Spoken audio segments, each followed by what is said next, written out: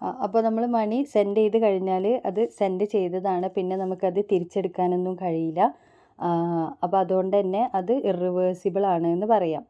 പിന്നെ if you send your funds to a scammer or if a hacker stole them from your computer it is lost. അതായത് ഇപ്പോൾ നമ്മൾ fund അയക്കുന്നത് ഒരു സ്കാമർക്കാണ് വിചാരിക്കുക, അല്ലെങ്കിൽ നമ്മുടെ സിസ്റ്റത്തിൽ നിന്ന് ഹാക്കർ അത് സ്റ്റീൽ ചെയ്തെടുത്തു വിചാരിക്കുക, അത് നഷ്ടപ്പെട്ടത് തന്നെയാണ്, പിന്നെ നമുക്കൊന്നും ചെയ്യാൻ വേണ്ടിയിട്ട് പറ്റില്ല.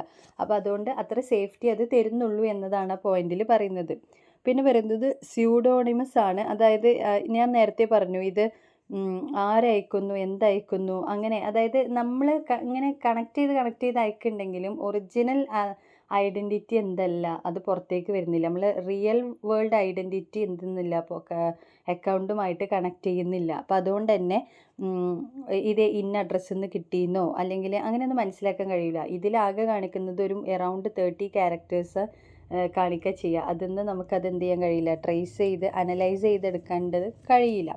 അപ്പോൾ അതുകൊണ്ട് തന്നെ it is not necessary possible to connect the real world identity of users with those addresses. അപ്പോൾ ആ അഡ്രസ്സ് വെച്ചിട്ട് നമ്മളുടെ റിയൽ വേൾഡിലുള്ള നമ്മുടെ അഡ്രസ്സ് വെച്ചിട്ട് എന്ത് ചെയ്യാൻ പറ്റില്ല, അതിനെ മനസ്സിലാക്കാൻ പറ്റില്ല. അതായത് ഒരു ഫേക്ക് അനോണിമസ്, അതായത് സ്യൂഡോ എന്ന് പറഞ്ഞാൽ അവിടെ തെറ്റായിട്ടുള്ള ഒരു ഇൻഫോ എന്നുള്ളതാണ്. നമുക്കത് അനലൈസ് ചെയ്യാൻ ബുദ്ധിമുട്ടാണ്.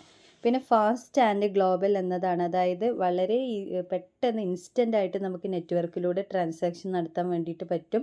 മിനിറ്റുകൾക്കുള്ളിൽ നമുക്ക് കൺഫേം ചെയ്യാൻ വേണ്ടിയിട്ട് പറ്റും.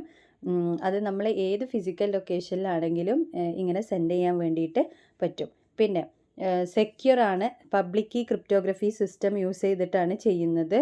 ആ പബ്ലിക് കീ ക്രിപ്റ്റോഗ്രഫി എന്ന് പറഞ്ഞാൽ അത് ഒരാളെ കയ്യിൽ പബ്ലിക് കീയും ഒരാളെ കയ്യിൽ പ്രൈവറ്റ് കീയുമാണ് ഉണ്ടാവുക. നമുക്ക് ക്രിപ്റ്റോഗ്രഫി വരുന്നുണ്ട്, അവിടെ ഡീറ്റെയിൽ ആയിട്ട് പറയാം. അപ്പം ഇങ്ങനെ മനസ്സിലാക്കുക, പബ്ലിക് കീ ക്രിപ്റ്റോഗ്രഫി സിസ്റ്റമാണ് യൂസ് ചെയ്യുന്നത്. പ്രൈവറ്റ് കീ ഉള്ള ആളെ കയ്യിൽ, അതായത് പ്രൈവറ്റ് കീ ഉള്ള ആൾക്ക് മാത്രമേ എന്ത് ചെയ്യാൻ പറ്റുള്ളൂ, ഇത് യൂസ് ചെയ്യാൻ വേണ്ടിയിട്ട് പറ്റുള്ളൂ. അതിൻ്റെ the owner of the private key can send crypto currency. Strong cryptography and the magic of big numbers. ഒന്ന് സ്ട്രോങ് ക്രിപ്റ്റോഗ്രഫി ടെക്നിക്കാണ് യൂസ് ചെയ്യുന്നത്, അതുപോലെ തന്നെ ബിഗ് നമ്പേഴ്സ് ആണ് ഇതിൽ യൂസ് ചെയ്യുന്നത്. അപ്പോൾ രണ്ടും കൂടെ വരുമ്പോൾ ഈ ഒരു സ്കീമിനെ ബ്രേക്ക് ചെയ്യാൻ കുറച്ച് ഇമ്പോസിബിൾ ആണ് എന്നാണ് പറയുന്നത്. അപ്പോൾ അതുകൊണ്ട് തന്നെ സെക്യൂരിറ്റി കൂടുതലാണ്. പിന്നെ നോ പെർമിഷൻ. നമുക്ക് ക്രിപ്റ്റോ കറൻസി യൂസ് ചെയ്യാൻ വേണ്ടിയിട്ട് ആരുടെ പെർമിഷനും വേണ്ട. നമുക്ക് ആ സോഫ്റ്റ്വെയർ ഡൗൺലോഡ് ചെയ്യണം, അത് ഫ്രീ ആണ്. അത് ഇൻസ്റ്റാൾ ചെയ്യണം. അത് വെച്ചിട്ട് നമുക്ക് റിസീവ് ചെയ്യാനും സെൻഡ് ചെയ്യാനൊക്കെ വേണ്ടിയിട്ട് പറ്റും ബിറ്റ് കോയിൻസ്. ആരും അതിനെ നമ്മളെ തടസ്സപ്പെടുത്തില്ല. അതുകൊണ്ട് ഒരു റെസ്ട്രിക്ഷൻസും ഇല്ല. ആരുടെ പെർമിഷനും വാങ്ങണ്ട, നമുക്ക് വേണമെങ്കിൽ യൂസ് ചെയ്യാം. അങ്ങനെയാണ് അതിൻ്റെ ഒരു പ്രോപ്പർട്ടി ആട്ടോ പറയുന്നത്. പിന്നെ കൺട്രോൾഡ് സപ്ലൈ. അപ്പോൾ നമ്മൾ അതിൻ്റെ ലീഗലി സൈഡുകളൊക്കെ പറഞ്ഞിട്ടുണ്ട്. ഇത് അതിൻ്റെ ഒരു പ്രോപ്പർട്ടിയാണ് പറയുന്നത്. പിന്നെ controlled supply. Most crypto currencies limit the supply of the tokens. അതായത് ഒരുവിധ എല്ലാ ക്രിപ്റ്റോ കറൻസിയിലും എന്തുണ്ടാവും, ടോക്കൺ സപ്ലൈയിൽ ലിമിറ്റ് വെച്ചിട്ടുണ്ട്. അപ്പോൾ ബിറ്റ് കോയിൻ എന്ന് പറഞ്ഞാൽ the supply decreases in time and will reach it's final number somewhere in around 2140. അതായത് ഏകദേശം ഈ ഒരു റേഞ്ച് എത്തുമ്പോൾ എന്ത് ചെയ്യും, അതിൻ്റെ ഒരു ഏകദേശം ഫൈനൽ നമ്പർ എന്ന് പറയുന്നത് അതാണ്. അതായത് അതിൻ്റെ സപ്ലൈ ഇങ്ങനെ കുറഞ്ഞു വരും ഏകദേശം അവിടെ എത്തുമ്പോഴത്തേക്കും. അതാണ് കൺട്രോൾഡ് സപ്ലൈ എന്നുള്ളതുകൊണ്ട് ഉദ്ദേശിക്കുന്നത്. പിന്നെ നോ ഡെപ്ത് ബട്ട് ബെയറർ. അതായത് crypto currencies don't represent depth. അതായത് ഡെപ്ത്സിനെ കാണിക്കാൻ വേണ്ടിയിട്ട് റെപ്രസെൻറ്റ് ചെയ്യുന്നതല്ല ക്രിപ്റ്റോ കറൻസി എന്ന് പറയുന്നത്. അത് ജസ്റ്റ് ഒരു അതിനെ തന്നെ റെപ്രസെൻറ്റ് ചെയ്യുന്നതാണ്. അതേപോലെ തന്നെ നമ്മളുടെ ഈ ഗോൾഡ് കോയിൻസിൻ്റെ അതേപോലെ തന്നെയാണ് എന്ന് പറയുന്നത് പോലെയുള്ള ക്യാഷിനെയാണ് നമ്മൾ ഈ ക്രിപ്റ്റോ കറൻസി എന്ന് പറയുന്നത്. അത്രയാണ് ക്രിപ്റ്റോ കറൻസി ടോപ്പിക്കിൽ വരുന്നത്. പിന്നെ വരുന്നത് ഇൻ്റർനെറ്റ് ബാങ്കിങ് ആണ്. ഇൻ്റർനെറ്റ് ബാങ്കിങ് നമുക്കറിയാം, നമ്മളെല്ലാവരും യൂസ് ചെയ്യുന്നത് ഇപ്പോൾ ഇൻ്റർനെറ്റ് ബാങ്കിങ് ആണ്. ആരും ഇപ്പോൾ ഡയറക്റ്റിൽ ബാങ്കിൽ പോയിട്ട് ഒരു കാര്യങ്ങളും ചെയ്യുന്നില്ല, വളരെ റെയറാണ്. അപ്പോൾ അതന്നെയാണ് ഇൻ്റർനെറ്റ് ബാങ്കിങ് എന്ന് പറയുന്നത്. Any banking transaction that can be conducted over the internet generally through A banks website under A private profile and with a desktop or laptop computer. നമ്മളുടെ ഡെസ്ക്ടോപ്പ് യൂസ് ചെയ്തിട്ടോ നമ്മളെ ലാപ്ടോപ്പ് യൂസ് ചെയ്തിട്ടോ നമ്മുടെ mobile use ചെയ്തിട്ടോ ഒക്കെ എന്ത് ചെയ്യുക, നമുക്കൊരു പ്രൈവറ്റായിട്ടൊരു പ്രൊഫൈൽ ഉണ്ടാവും. അത് വെച്ചിട്ട് ബാങ്കിൻ്റെ വെബ്സൈറ്റ് വഴിയോ അല്ലെങ്കിൽ അവരുടെ ആപ്ലിക്കേഷൻ വഴിയോ എന്ത് ചെയ്യുക, ബാങ്ക് റിലേറ്റഡ് ആയിട്ടുള്ള കാര്യങ്ങൾ ചെയ്യുന്നതിനെയാണ് ഇൻ്റർനെറ്റ് ബാങ്കിങ് എന്ന് പറയുന്നത്. പിന്നെ പണ്ട് നമ്മൾ എങ്ങനെയായിരുന്നു ട്രഡീഷനിൽ നമ്മൾ അതിൻ്റെ ഈ ബാങ്കിൻ്റെ ലോക്കൽ ബ്രാഞ്ചിൽ പോയിട്ട് അവിടെ വേണ്ട കാര്യങ്ങൾ ചെയ്യായിരുന്നു. ഇപ്പോൾ അതെന്താക്കി മാറ്റി, ഓൺലൈനാക്കി മാറ്റി, അത്രയേ ഉള്ളൂ വ്യത്യാസം. പിന്നെ ഇൻ്റർനെറ്റ് ബാങ്കിങ്ങിൻ്റെ ക്യാരക്ടറിസ്റ്റിക്സ് ആണ് അവിടെ 3 പോയിൻറ്റ്സ് ആയിട്ട് പറയുന്നത്. Financial transactions are conducted over the internet through A bank secure website. ഒരു ബാങ്കിൻ്റെ സെക്യൂർ വെബ്സൈറ്റ് യൂസ് ചെയ്തിട്ടാണ് ഫൈനാൻഷ്യൽ ട്രാൻസാക്ഷൻസ് ഒക്കെ നമ്മൾ നടത്തുന്നത്. അതൊരു ക്യാരക്ടറിസ്റ്റിക്സ് ഓൺലൈനായിട്ട്. The bank may have physical branch locations or it may exist only online. ബാങ്കിന് എന്തുണ്ടാവാം, physical, അതായത് ഒരു സ്റ്റോർ ഉണ്ടാവുമല്ലോ, ബ്രാഞ്ച് ഉണ്ടാവുമല്ലോ, അങ്ങനെ ആവാം. അല്ലെങ്കിൽ അത് ഓൺലൈന് മാത്രം ആവാം. അതായത് അത് നിർബന്ധമായിട്ടും ഇപ്പോൾ ഇവിടെ ഉണ്ടാവണം നിർബന്ധമില്ലല്ലോ, അതിന് ഓൺലൈനും ബാങ്കിങ് ഉണ്ടാവാം. പിന്നെ the user must register with the financial institution online and create A login I D and password. നിർബന്ധമായിട്ടും ഈ ഇൻസ്റ്റിറ്റ്യൂഷനുമായിട്ട് നമ്മൾ രജിസ്റ്റർ ചെയ്തിരിക്കണം. നമുക്ക് ഓൺലൈൻ സേവനങ്ങൾക്ക് വേണ്ടിയിട്ട് ഒരു ലോഗിൻ ഐ ഡിയും പാസ്വേഡും ഉണ്ടായിരിക്കും. അപ്പോൾ ഇതൊക്കെ ഇൻ്റർനെറ്റ് ബാങ്കിങ്ങിൻ്റെ ക്യാരക്ടറിസ്റ്റിക്സ് ആണ്. ഒരു കമ്പ്യൂട്ടർ സിസ്റ്റമോ അല്ലെങ്കിൽ അതേപോലത്തെ ഏതെങ്കിലും നമ്മുടെ മൊബൈലോ ലാപ്ടോപ്പോ ഒക്കെ യൂസ് ചെയ്തിട്ട് നമുക്ക് ഇൻ്റർനെറ്റ് ബാങ്കിങ് നടക്കാൻ വേണ്ടിയിട്ട് പറ്റും. അതേപോലെ തന്നെ ഇപ്പോൾ നമുക്ക് ബാങ്കിൽ ഡയറക്റ്റായിട്ട് പോകാൻ സമയമില്ല വിചാരിക്കുക, ഓൺലൈൻ ആണെന്നുണ്ടെങ്കിൽ വളരെ ഈസി അല്ലേ. നമുക്ക് നിൽക്കുന്നിടത്ത് നിന്നിട്ട് നമുക്ക് എന്തും ബാങ്കുമായിട്ട് കമ്മ്യൂണിക്കേറ്റ് ചെയ്യാൻ വേണ്ടിയിട്ട് പറ്റും. ഇങ്ങനത്തെ കുറച്ച് പ്രോപ്പർട്ടീസ് ഇൻ്റർനെറ്റ് ബാങ്കിങ്ങിൽ വരുന്നുണ്ട്.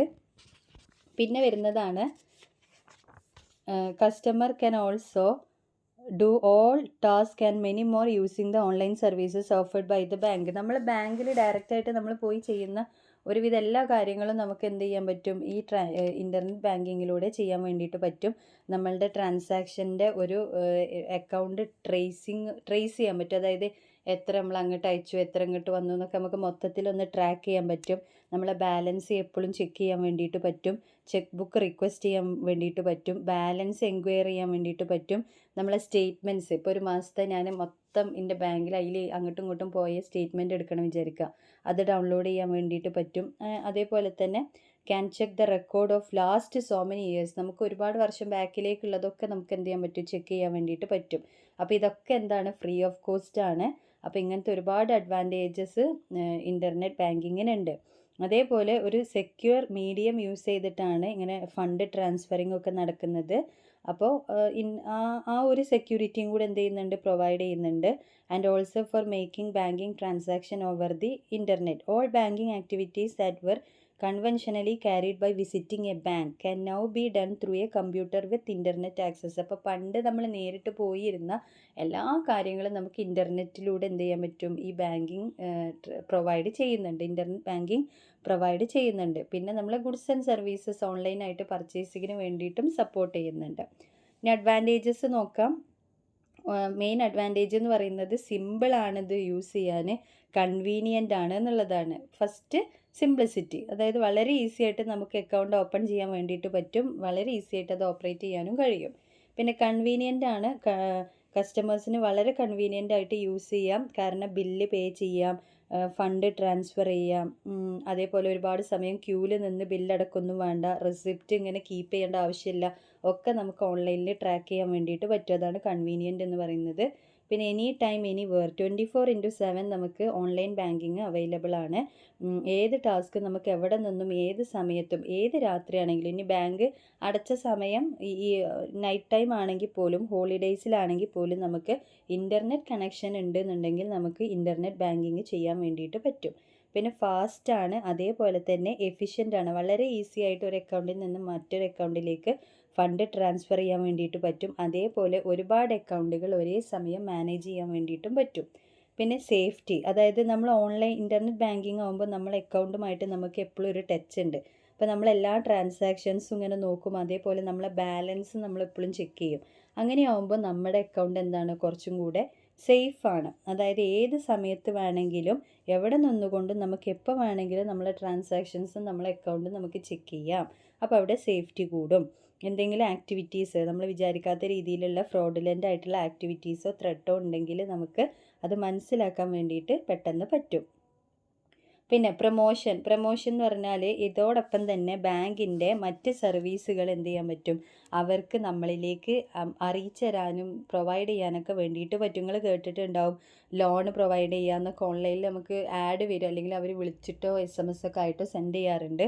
പിന്നെ അതേപോലെ ഇൻവെസ്റ്റ്മെൻറ്റ് ഇത്ര ഇൻവെസ്റ്റ് ചെയ്താൽ ഇത്ര ഉണ്ട് എന്നൊക്കെ പറഞ്ഞിട്ട് ഇൻട്രസ്റ്റ് റേറ്റ് കാര്യങ്ങളൊക്കെ പറയാറുണ്ട്. അങ്ങനെ അവരുടെ സർവീസുകളും കാര്യങ്ങളൊക്കെ എന്ത് ചെയ്യും അവർ അത് നമുക്ക് പ്രൊമോഷൻ്റെ രീതിയിൽ അതും അവർക്ക് പ്രൊവൈഡ് ചെയ്യാൻ വേണ്ടിയിട്ട് പറ്റും. അപ്പോൾ ഇത്രയും അഡ്വാൻറ്റേജസ് ആണ് ഇൻ്റർനെറ്റ് ബാങ്കിങ്ങിലുള്ളത്. ബാക്കി അടുത്ത ക്ലാസ്സിൽ പറയാം. Thank you.